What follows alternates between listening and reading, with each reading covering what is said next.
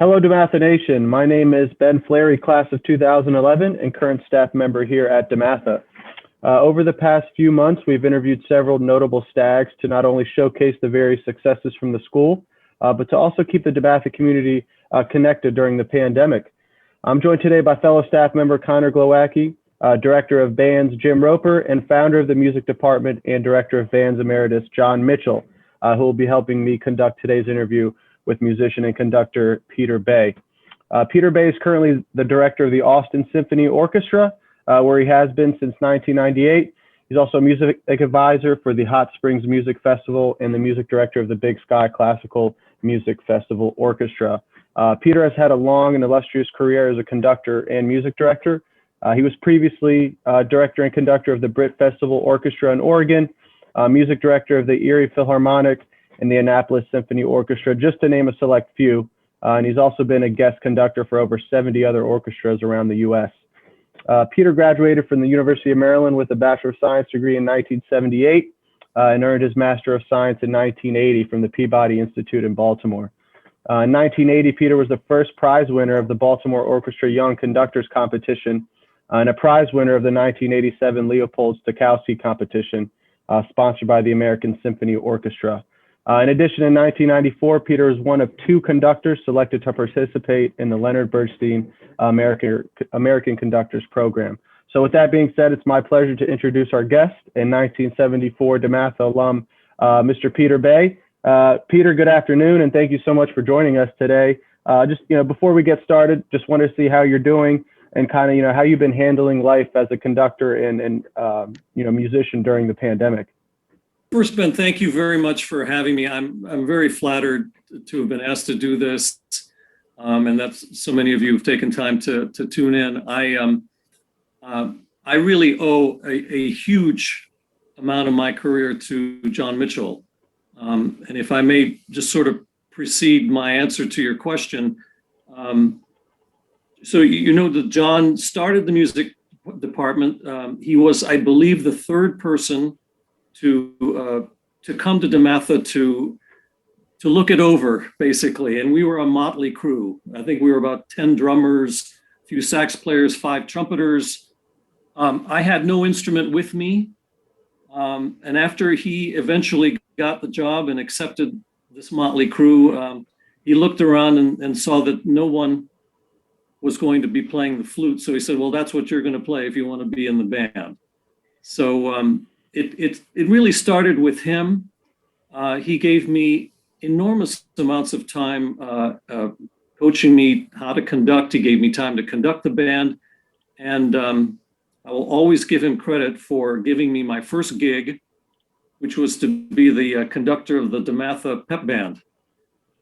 And I remember that was the year that Adrian Dantley was on the team. And, so we would all, I think 12 of us would get in cars and drag music stands and, plop ourselves somewhere in the gym, wherever the game was. And, I got to program the tunes, which were big tunes back then, 25 or 6/4, Overture to Tommy by The Who, a bunch of marches. And that was really my first experience directing and being in charge of an ensemble. And I wouldn't be where I am today without John, without John Moylan, without the school. So I'm very grateful for all of that.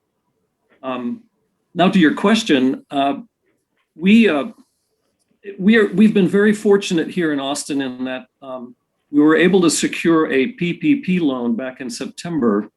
We had been shut down like everybody else had been shut down almost a year ago, March. And thanks to that loan, we were able to assemble about a 40-piece orchestra in our concert hall, but everybody had to be spaced according to the health protocol. So all the players were spaced 6 feet apart. The wind players were 10 feet apart. So 40 players would basically take up an entire concert hall stage. And we've been filming virtual concerts since September. But it's been devastating for all of the performing arts in Austin, throughout the world.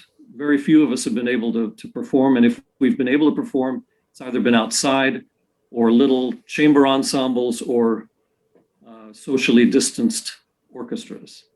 But I'm fortunate to still be working and planning for the future. That's great. Thank you, Peter. Now, I'm obviously not an expert in conducting or music at all, but kind of one of the most fascinating aspects of your work must surely be like the challenge of coordinating the output. You have so many musicians at a time. How do you work with them as a team? How do you get everyone to work together as a team when you have so many, different musicians there together? Well, the biggest disadvantage that conductors have is that we don't really have a means of practicing every day. I mean, if I were a flutist still, I'd be able to take out the flute, practice at home and, get it done. But as conductors, we can't drag the whole orchestra over to our house and try things out. So conductors learn a lot from watching.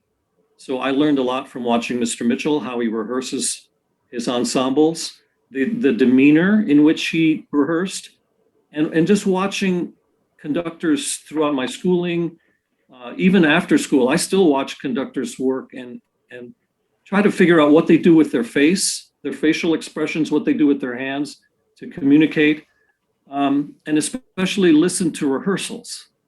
What do the conductors tell the players to make the music sound better? And I've had teachers that were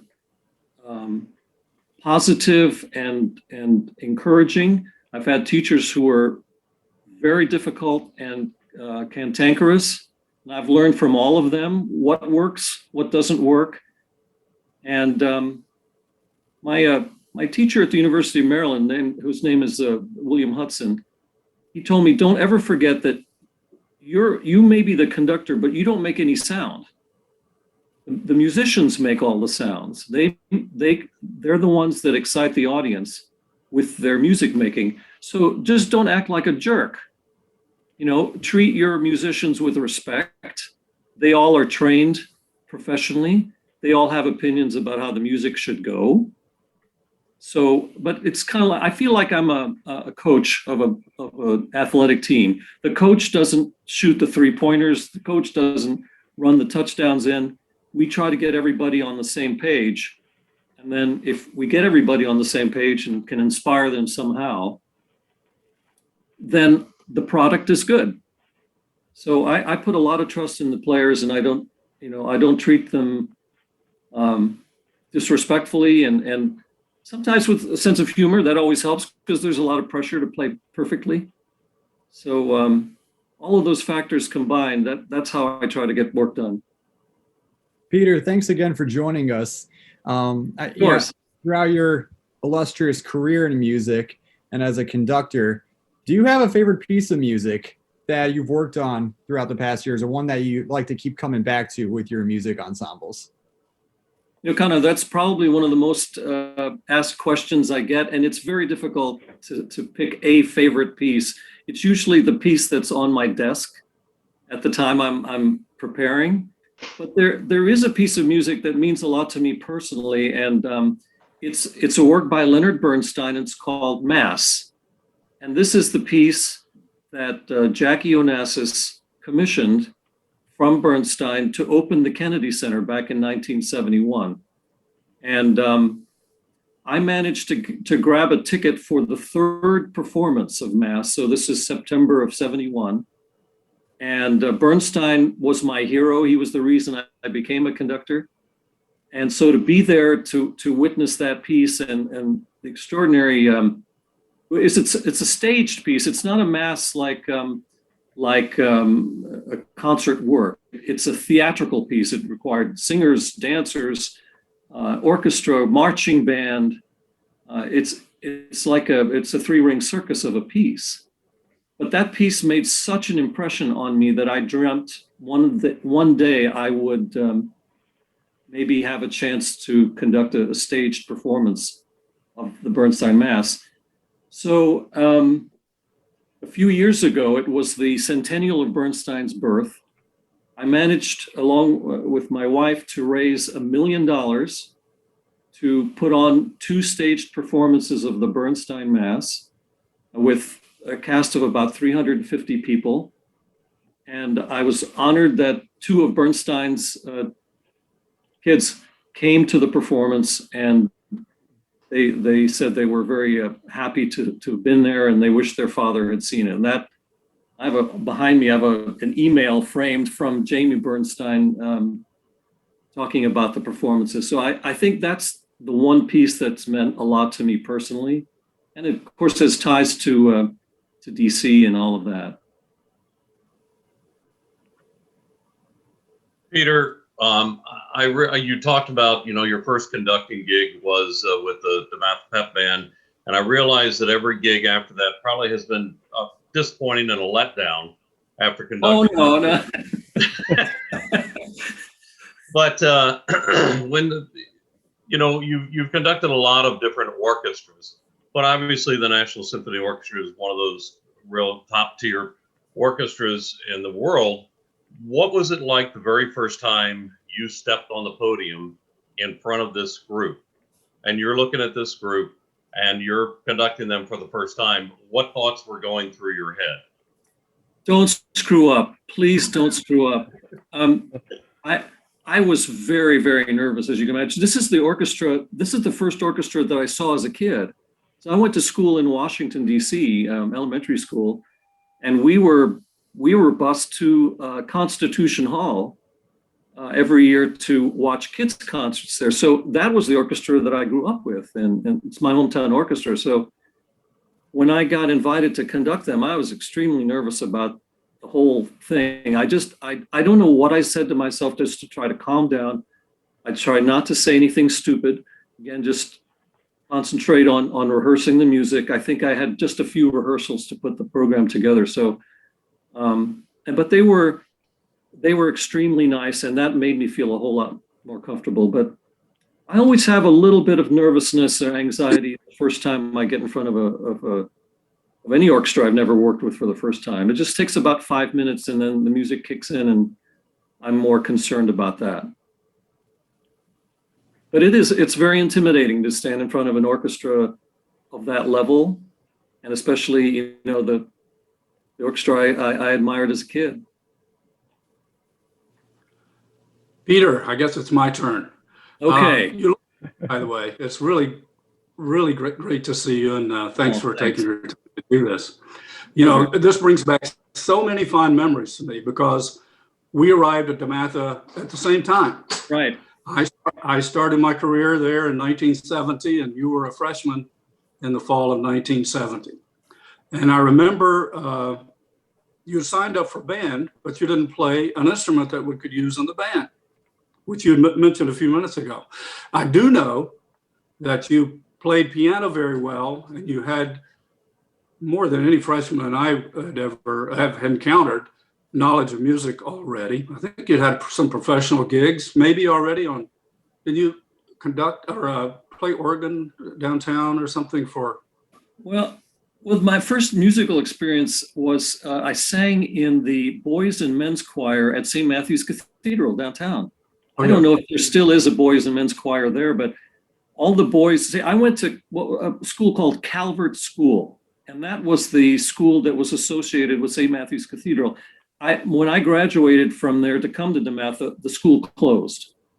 So that school no longer exists. But the boys in, I think, second or third grade were automatically auditioned for the boys choir. So I learned how to read music and was trained in music there first before I came to DeMatha, but I had no instrument. I just sang. Right. But I do remember on visits to your and your parents' homes a few times, they had an extensive recording collection of classical music. So you were surrounded by music pretty early, and that's great. But then when it did come time to choose an instrument, as you mentioned, you played the flute, and you probably, as you also mentioned, had a little bit of nudging to do that. From you, but, yes. But very typically, Peter Bay, you saw the need and you stepped up, and that was greatly appreciated.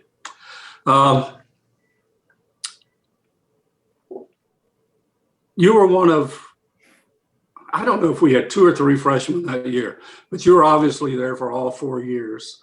And of course, your dedication and leadership during that time really built the foundation that we're standing on today. So that's very appreciated. It's been a lot of fun watching your career and watching you grow. Every step you take is a higher one, and very proud of your accomplishments. And our students at DeMatha know of you, and you're a great role model.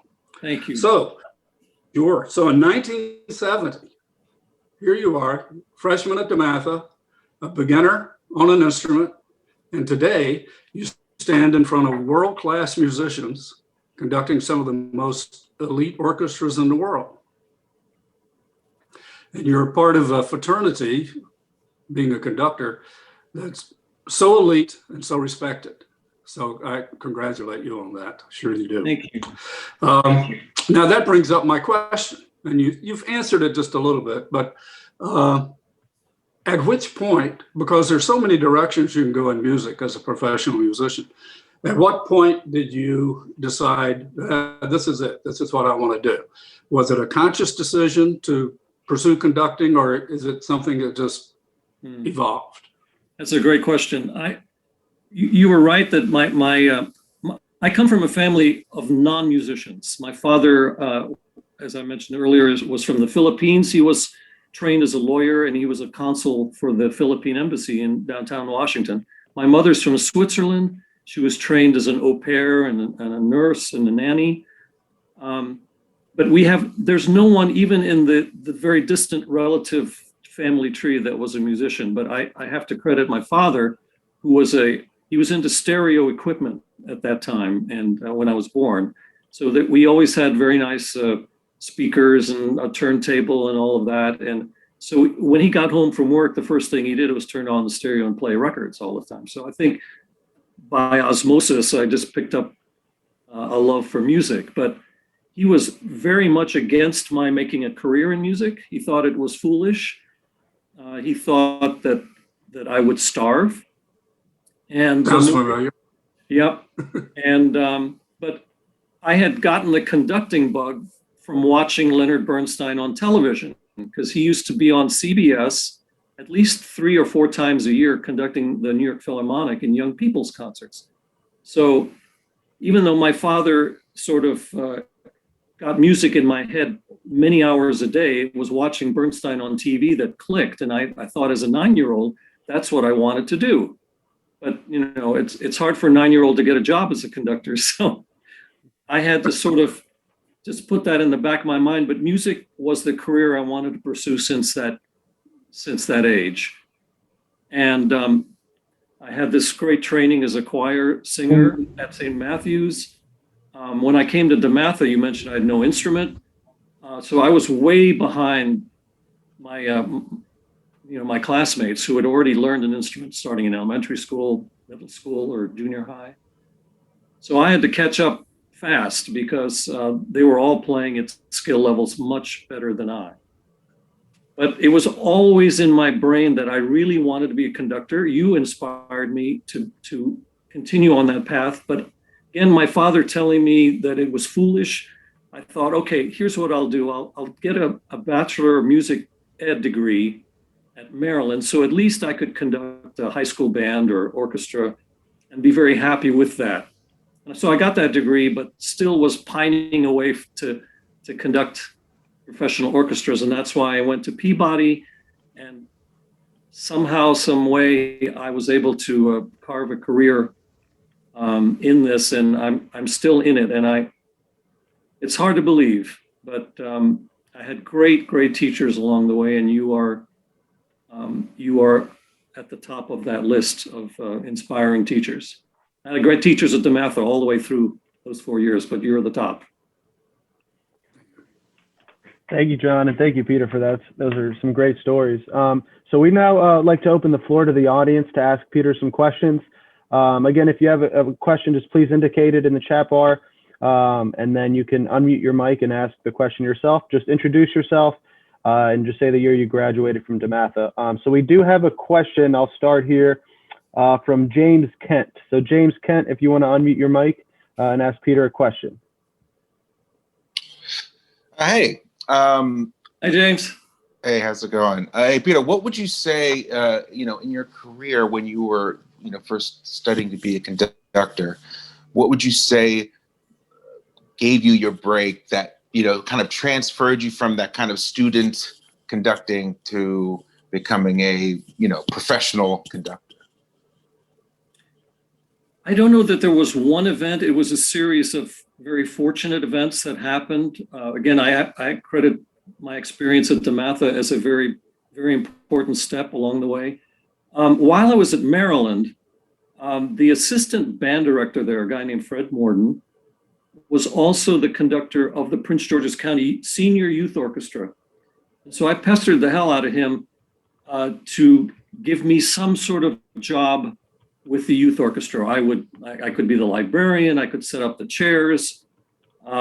He took me on and he allowed me to do all of those things. I think I ended up playing timpani because there were no percussionists in the orchestra who could actually tune the drums. So I played timpani for a while, but then he gave me a couple of opportunities to conduct. And that helped a lot too. I had some great experiences at Peabody while I was getting my master's. One very important person in my life musically besides John is a man named Leon Fleischer, who one of the most remarkable concert pianists of the 20th century. Sadly, he passed away a year ago, January. But he gave me a huge break and hired me as his assistant with the Annapolis Symphony. And after he left that orchestra, I auditioned for the job, got that job. So it's just been a series of very fortunate and very important connections that were made that allowed me to go one step at a time. Peter, we got a question from Eric Cooper, class of 1990. Eric, you want to unmute your mic? Sure. Hi, Eric. So I'm on the board of visitors at the School of Music at the University of Maryland right now, and we often interact with the different performance groups there, including the orchestra program. And one of the things they've been focusing on the past several years is the evolution of how the orchestra interacts with the audience, whether it's incorporating technology. We've had conductorless performances and performances with choreography amongst the performers. How have your orchestras evolved in that area? That's a great question. And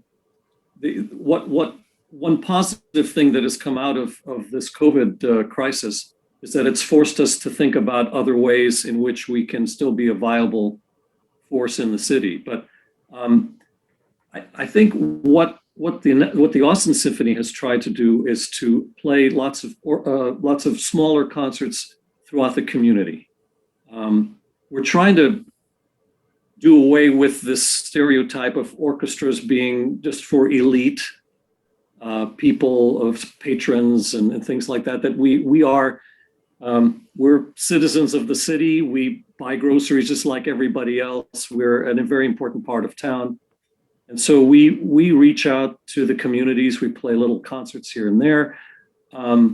We started a pop series where we would screen movies like E.T. or Wizard of Oz, and we would take off the sound when the music comes and the orchestra would play the soundtrack live. And that's brought a new audience to our concerts.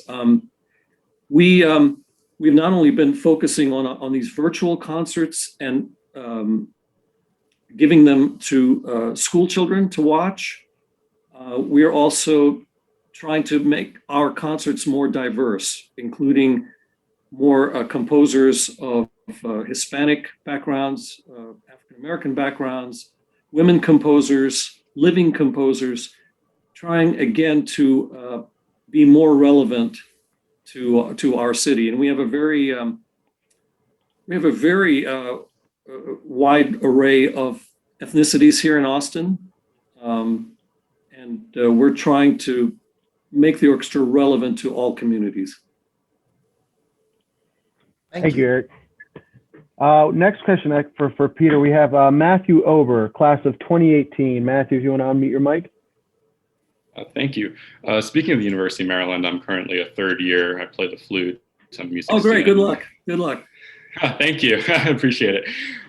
So I was kind of curious about your experience on auditions, if you ever sat on a panel, and kind of like what maybe your experience with listening to auditioning musicians, maybe like what are the things that you look out for, since everything's been virtual at the University of Maryland, especially the music school. We've got a lot of guest artists come in and kind of give backgrounds. I had a lot of flutists give me their ideas on their auditions, but I'm curious about a conductor's perspective on that. Well, just a quick word about how we handle our auditions, and I think most orchestras do the same. There is a panel of jurors, including me. If it's a wind instrument like the flute that's auditioning, we'll have all of the principal players of the woodwind family, plus one from the brass family and 2 or 3 from the string family. So there's a group of maybe upwards of 7 to 10 musicians from the orchestra who sit on a jury, and we are behind a screen. So we do not know the sex of the auditionee, the age, anything. We know nothing except how they play. And so we have a whole list of excerpts that they have to prepare, and we can ask any excerpt at random. We basically judge these players on strictly the basis on how they play and how accurate their rhythm is, how musical they are. Do they play the notes sort of in a machine-like fashion, or do they shape the music beautifully? How communicative is their playing to us? How is their sound? So all of these factors weigh in on our decision. But accuracy is an important part, but it's not the end-all be-all. We also want players who really communicate when they play. And you can tell when you hear someone who really plays with a lot of soul and passion, as opposed to someone who's just very technically adept, doesn't really cook when they play. Hey, Peter, we got a question here from a faculty member here at DeMatha, Matthew Bickle, class of 95. And Matt, if you can unmute your mic real quick. There we go. I've only been teaching virtually for a year now. You'd think I'd realize when to turn off the mute, right? Hey, man. I actually do have a couple of questions. First of which, I guess when you were starting out in your career, I imagine you don't feel this way anymore, but did you feel as though when you were conducting that you had to say something? I mean, how often do you get up and they play something, you're like, look, that just sounds really good. I don't really have anything to add to that. Did that make you feel like you weren't going to be valued if you didn't have some sort of like cutting edge thing to say? Comparing that or contrasting that with, just also, what you want to get done, what your objective is. But if you go out there and they're just kind of laying it down, you're just like, yeah, that sounds great. That's exactly how I want it. It happens on occasion. And when I was asked about standing in front of the National Symphony the first time, that was the feeling I had, because I had come from working with a youth orchestra. And, there's always something to say with a youth orchestra. A couple of community orchestras, the Annapolis Symphony, good orchestras, but not the level of the National Symphony. So it was a little bit disconcerting when I thought I didn't have something to say. But it's interesting, as the rehearsals go on, I did start to hear things that I could ask for. Maybe it wasn't the fact that it wasn't being played well, but maybe it had something to do with the shape of the phrase. And then I've just since found out that there's always something to say. But if there's a moment where there isn't, I basically tell the orchestra, wow, that's fantastic, beautiful. Let's keep that the way it is. Let's go on to the next movement. Right, because they're so highly trained at this level. I mean, they know when they're out of tune. They know if they're not having a great day. They know if they entered early or late, if the rhythm wasn't right on.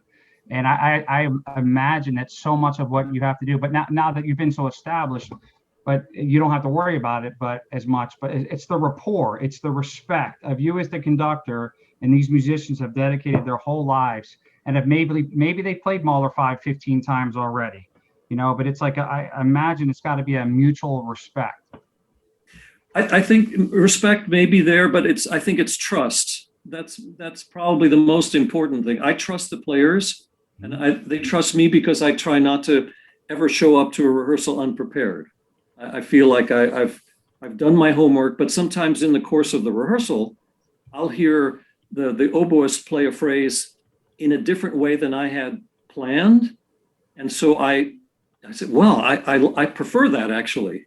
And so there's a lot of give and take during the rehearsals, but they may have a specific idea on how a particular piece ought to go. Like you said, the orchestras, they've played Beethoven's Fifth Symphony hundreds of times, but they may not have played it in the way I've envisioned it. But the way I've envisioned it is always subject to change from the way they're playing something that I may say, wow, I didn't think it was going to be played that way, but I really like that. Mm-hmm. And I'll adopt that as part of my interpretation. But I think the most important job that I have is to come prepared. It'd be like an actor coming to rehearsal, not having the lines down, or just not doing enough of the research or the homework in advance. And that's how you build trust. Right. It's just doing the homework. And last thing, and I'm sure other people are going to want things to ask. So I have 3 children, and it seems like kids nowadays, they're all into gaming. And I still think when I would, play Atari and like Space Invaders and Pong and all these games, I mean, the games they play now are unbelievable. I don't know a lot about them. I'll sit down with the controller and I can't even follow what's happening, but I do hear the music that's happening. So some of these games that are just making millions and millions of dollars, they actually have unbelievable composers and soundtracks and music that's happening. Do you see that? Because I don't see composers going to the woodshed in the middle of the mountains and writing a symphony anymore. Those days are hard to find, I think. But do you think the future may be in some of these gaming, maybe trying to integrate, gaming as part of your concerts? Oh, sure. In fact, here in Austin, because Austin is very much a high-tech town. We've got so many startups here. The Dell computers, this is their home base. Michael Dell went to UT here. So we do have annual concerts of gaming music. And we usually bring the composers of the gaming music here to conduct the orchestra. Those concerts sell out very rapidly. Mm-hmm.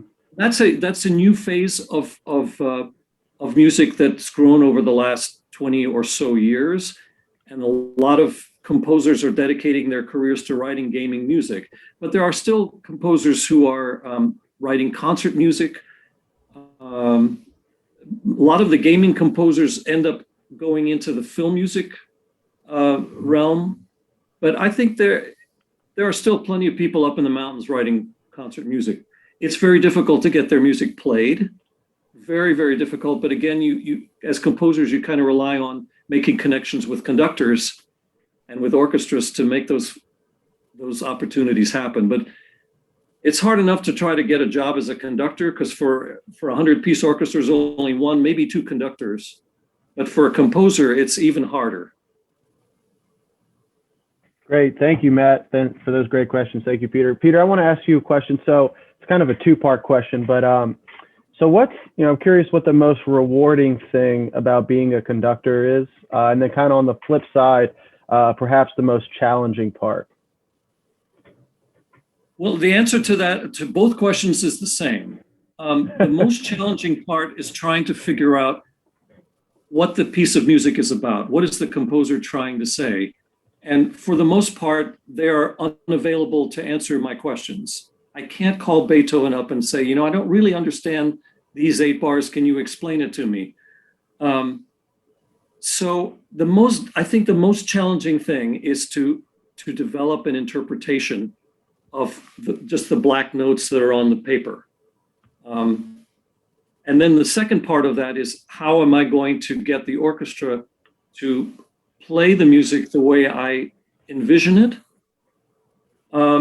but that's also the thrill of learning a score or revisiting a score that I've done, and then getting in front of the players and working on it. Just standing in front of that sound is so amazing, and having these highly trained professionals work with you and trying to make the piece come alive. And sometimes it works, sometimes it doesn't work, but I think getting inside the music and trying to figure out what it means is the best part and the hardest part. Got it. Hey, Peter, we got a question from Kevin Patrick, class of '88. Hey, thanks for jumping on this, Peter. Here, Kevin. And good to see the flute section represented so well on this call. I have a question that you can answer in a couple different ways. Having been as accomplished as you are and seen so many different instructors and different groups, can you share one or two things that you picked up as a student at DeMatha that you carried with you from John Mitchell? Maybe I guess what I'm ultimately trying to get is some of us saw John evolve and change over the years, and obviously you took a few things from him and built on them and made your own career. So just wondering if you could share one or two insights in terms of things you picked up that you applied, and how that compared and contrasted in your career. Well, I will say the first thing that comes to mind is that Mr. Mitchell was always demanding in a humane way. He always wanted the band to play better and better. He didn't accept he didn't accept a lack of preparation. If we didn't practice our parts and showed up to rehearsal and just sort of sloughed through the music, he didn't accept that. And I think he instilled in all of us a sense of a really strong work ethic. He rehearsed also with a sense of humor. And that's very important too, because again, we were all sort of trying to do our best, and sometimes it just came out horribly. And how do you deal with that? You can get mad, and that will make an effect on us, or you can try to make light of it and say, well, let's try that over again. And this time try to sound like a flute, or try to sound like what the composer is trying to write. So I think the number one thing that I got from him, and I don't mind telling him this right to his face, is that he really taught all of us how to be good workers and dedicated workers, and to not just accept a certain level and that's fine. Just keep working at it and keep going.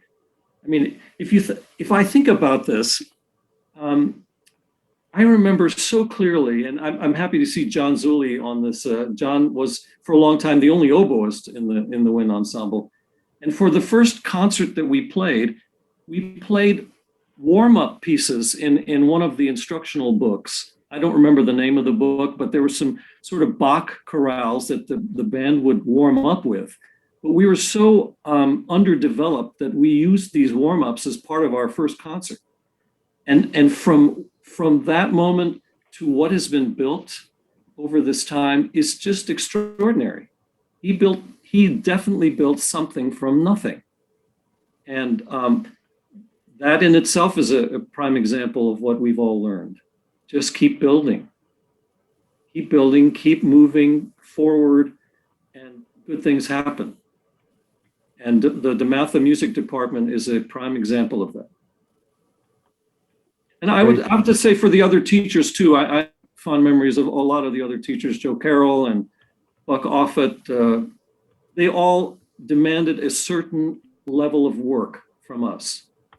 And I used to remember walking home. I used to live near Magruder Park, which is about 15, 20-minute walk from DeMatha. I would walk home with this bulging book bag. It was heavy book bag. And some of my friends who went to Hyattsville High School hardly had a book in their hands walking home from school. So there definitely was an expectation that you're going to learn something, you're going to do a lot of work, and you're going to be a better person from having attended that school. It's a great question. I think we'll go to Freddie and Zuris next. Freddie, class of 94. If you could unmute your mic. Hello, everyone. Really a pleasure to meet you, Peter, and it's so awesome Thank you. to be connected in this way. I want to shout out my cousin Gerald for hipping me to the fact that you guys were linking up today. Yeah.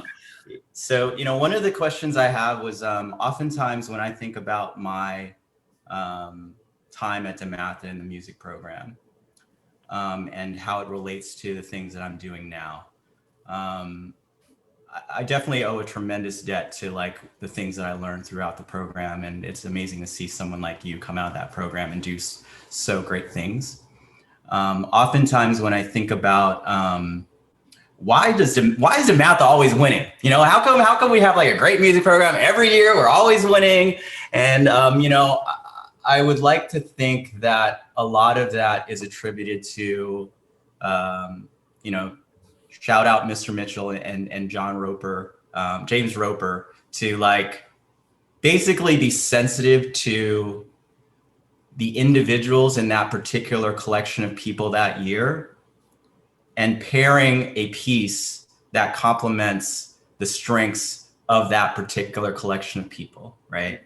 Yeah. And oftentimes, like when in projects that I have and things that I'm working on now, there's typically not that sensitivity to, okay, certain people have experience and expertise and awareness of things and history, but they're often not asked to do the things that are based on stuff that they've done or things that they're actually good at. They're based on, are you available, And so I'm curious about the fact that we're now in this kind of COVID world. We don't have a real way to connect with people in the way that we used to. And it's often challenging to get that same kind of empathy and sensitivity to really understand a person, to pair them, and especially a collection of people, to pair them with a piece that could really play to their strengths. So I'd love to hear your perspective on that based on, your history and your experience as a conductor, but also, how this, really interesting time that we're living in is affecting that approach. That's a fascinating question. I'm not sure if I'll be able to answer it well, but just going back to what you said about DeMatha and the quality of teaching that happens there and has happened. I mean, I started there 51 years ago, and just to think about how the school has grown in some ways, the physical plant has grown there tremendously. It's like 3 times the size of when I was there, but the quality of education hasn't changed. It's always been of a high level, and you have to attribute that to the principals. Mr. Moylan was extraordinary about attracting the right teachers to come there. And I dare say, and I don't know this for a fact, but I would assume that the pay for the teachers at DeMatha was below that of the public schools in PG County or Montgomery County. Yet they stayed there. Look how long Mr. Mitchell stayed there. Look how long Joe Carroll stayed there. Why do they stay there? Because there's something about the school and the high level of teaching, the kind of student that they attract, and then just this interaction of the student teacher that has remained of such a high level. I think that's part of the reason why the school is so good. Now, one thing about COVID, we're all sort of suffering in that we don't gather the way we used to. Orchestras really cannot gather with an audience. We've had no audiences since March of last year, but we've been able to gather on stage, separated by 6 feet or so forth, as many feet as we're supposed to have.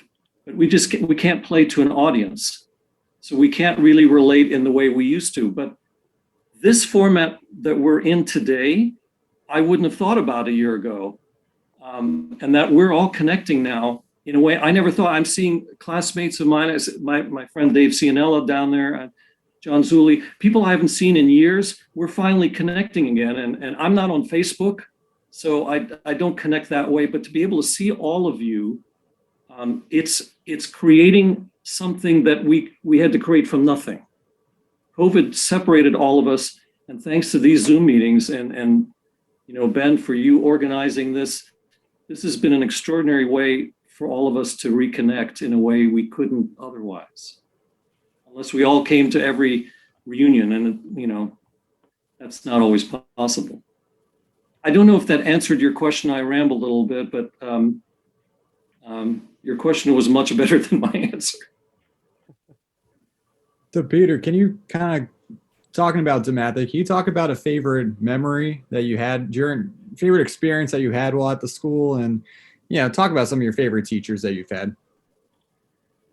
Well, gosh, when I went to DeMatha, it was more known as a sports school, and in a way it still is. I'm a huge sports fan, and I can't get over the fact that, Victor Oladipo and Chase and all, it's just graduated so many all-stars in the sports field. I think some of the most fun I've had there were going to football games, basketball games. I played on the soccer team for 4 years. I think I may have been on the first soccer team at DeMatha. And in fact, I talked to the coach, Pete Johnson, about Christmas time. I got an email from him out of the blue. He found me. I talked to him. Sports events, concerts, especially the concerts that we did at DeMatha, and we take the jazz ensemble here and there. Those are some of the best memories I have. Teachers I mentioned earlier, remember Frank Bruno, who used to teach Christian ethics, Mr. Zwolak, of course, Morgan Wooten, Joe Carroll, Buck Offit.